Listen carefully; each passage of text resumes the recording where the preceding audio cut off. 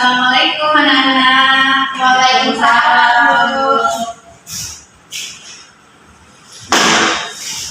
Bagaimana kabar anak-anak? Apakah sehat? Alhamdulillah sehat. Untuk memulai pembelajaran sebaiknya kita berdoa dulu ya, supaya ilmu yang kita dapatkan berguna selanjutnya. Selanjutnya dipimpin doa oleh. Nah, baiklah, berdoa yang dipimpin oleh Sisi. Berdoa mulai. Bismillahirrahmanirrahim. Raditu billahi rabba wa bil islami dina wa bil muhammadin nabiyya wa rasulah. Rabbil zidni ilman warzuqni fahman. Amin. Alhamdulillah. Semoga dengan pembacaan doa tadi bermanfaat ilmu yang kita dapatkan pada hari ini. Nah, sekarang Ibu akan mengambil absen.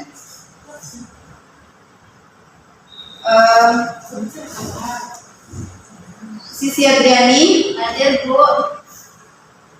Tina, Hadir Bu. alhamdulillah semuanya lengkap ya anak-anak. Ya. Nah, sekarang kita akan mulai pembelajaran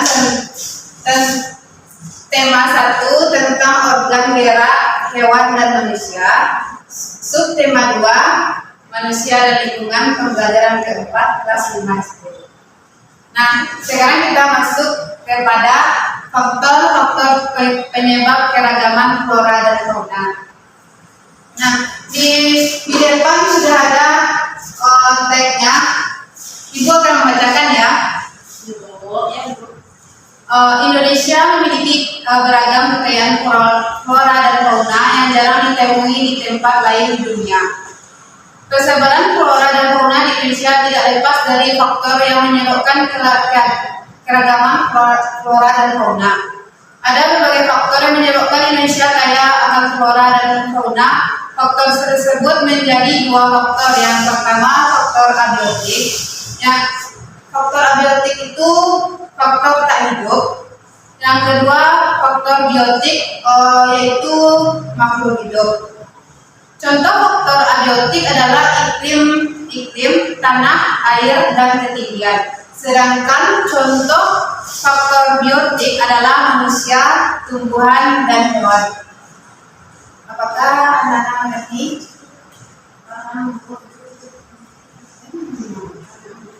Keragaman flora dan fauna ini disebabkan oleh dua hal. Yang pertama, iklim memegang peranan penting bagi persebaran flora dan fauna di setiap daerah. Di dalam iklim ini terdapat faktor kelembapan, suhu udara, dan angin. Kelembapan dan suhu udara sangat penting bagi pertumbuhan fisik tumbuhan, sedangkan angin dapat mempengaruhi proses penyembuhan. Sebagai contoh, tumbuhan yang berada di iklim tropis akan selalu subur dan hijau sepanjang tahun karena memiliki sinar matahari dan curah hujan yang cukup. Nah, anak-anak sekarang sudah melihat teks yang ada di depan ini. Nah, selanjutnya Ibu akan bertanya kepada anak-anak. Flora itu apa, anak? Flora itu, Ya, siapa yang dapat tunjuk tangan? saya Bu. Nah, silakan Sisi. Kalau flora itu tumbuh-tumbuhan kan Bu. Ya betul. Kalau fauna siapa yang tahu? Ya Bu. Nah, silakan Dina. Fauna itu adalah hewan Bu. Nah, pintar ya. Nah, sekarang Ibu akan bertanya kepada anak-anak, siapa yang dapat dia ke depan ya. Paragraf pertama itu terletak di awal paragraf. Apakah anak itu paham? Nah, kita akan menentukan ide pokok dari masing-masing paragraf ini. ide pokok adalah kalimat utama. Kalimat utama ini terletak di awal paragraf, bisa terletak di tengah-tengah paragraf atau di akhir paragraf. Apakah anak itu paham? Paham, Bu. Nah, ini teks dari yang di depan ini kita akan mencari ide pokok paragraf. Apakah anak-anak itu tahu tentang ide paragraf? Ide paragraf terletak di awal paragraf. Ya, siapa yang tahu yang mana di antara paragraf ini?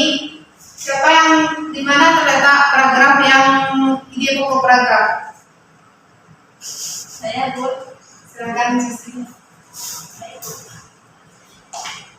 Nah, berarti Yang paragraf ini Sisi tandai yang mana yang kalimat inti dari paragraf itu. Ibu dari Indonesia memiliki ragam flora fauna sampai tersebut menimbulkan. Selanjutnya,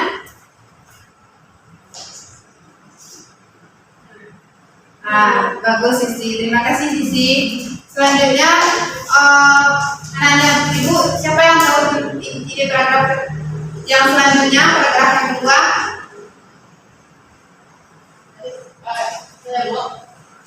Silakan Nina.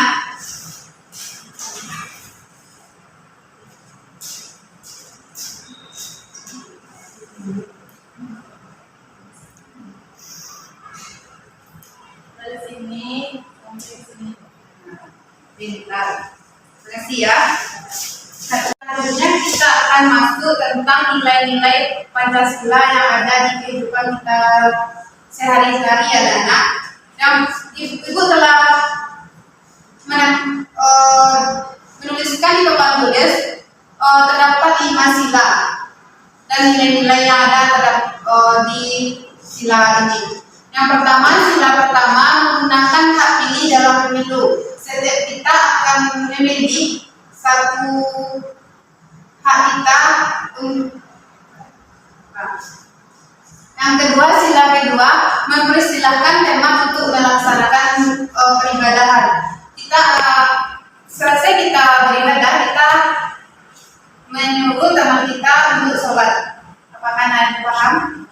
Yang ketiga, sila yang ketiga menganggap pembantu sebagai bagian dari anggota keluarga. Kita akan menghargai pembantu kita.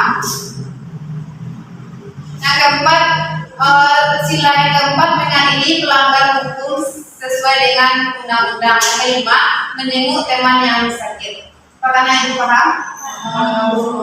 Nah, sekarang kita akan pasangkan yang mana yang antara sila yang pertama cocokkan dengan yang bagian yang ibu tulis ini.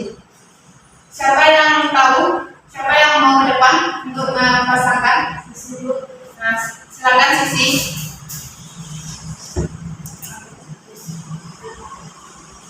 Baik, Bu. Yang sila pertama yaitu Bagi anak-anak ibu, tolong perhatikan Sisi ya. baiklah. Sila pertama yaitu mempersilahkan teman untuk melaksanakan peribadahan, Bu. Nah, Dan bagus. pasangan sila kedua yaitu menganggap pembantu sebagai bagian dari anggota keluarga. Dan sila ketiga yaitu menjenguk teman yang sakit. Sila keempat itu menggunakan hak pilih dalam pemilu, Bu. Dan sila terakhir yaitu sila kelima mengadili pelanggaran hukum sesuai dengan undang-undang, Bu. Nah, bagus Sisi. Kita lihat dulu untuk Sisi. Apakah setelah Sisi menerangkan tadi, apakah anak ibu paham? Paham, Bu? Nah, selanjutnya ibu ada tugas untuk anak-anak berupa latihan. Di sini ada gambar menurut manakah perbuatan dalam gambar yang sesuai dengan Pancasila tersebut. Kalau berilah tanda bintang atau tanda betul jika yang gambar ini termasuk nilai-nilai Pancasila, dan berilah tata silang kepada yang tidak termasuk dalam nilai-nilai Pancasila. Apakah kalian paham? Yang pertama, penembangan hutan secara liar apakah termasuk nilai-nilai Pancasila? Tidak, Bu. Kalau tidak kita beri tanda panah silang. Nah, yang kedua, gambar membangun rumah. Apakah membangun rumah secara bersama-sama termasuk nilai Pancasila? Iya, Bu. Nah, baru kita centang betul. Apakah anak ibu sudah paham? Gambar selanjutnya, silakan anak-anak ibu yang paham untuk ke depan. Silakan Nina. Selanjutnya gambar yang ketiga, gambar seorang anak yang memberi uang kepada nenek-nenek atau fakir miskin. Apakah termasuk nilai-nilai Pancasila? Iya, Bu. Nah, kalau iya diberi tanda betul. Nah, selanjutnya gambar seorang teman mengambil tanpa sepengetahuan orangnya, termasuk nilai-nilai Pancasila? Tidak, diberi tanda. Nah, kita dari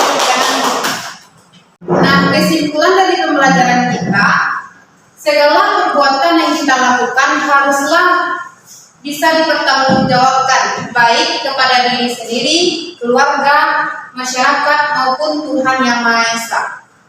Kita pun harus siap menerima akibat-akibat dari setiap perbuatan yang kita lakukan seperti pujian atau cemoohan, hadiah atau hukuman, pahala atau dosa. Contohnya, jika kita membuang sampah ke sungai, maka kita harus menerima akibatnya. Contohnya seperti banjir. Apakah Anda paham? Paham, Bu. Nah, jika kita menebang hutan sembarangan, maka akibatnya kita akan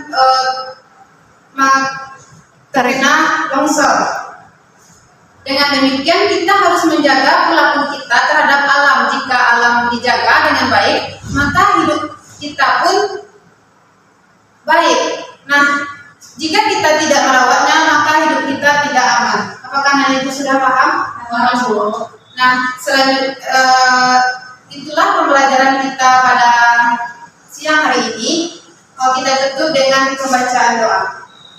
Berdoa mulai. Alhamdulillahirabbil alamin. Baiklah, terima kasih anak-anak. Jika ada kesalahan ibu, mohon maaf.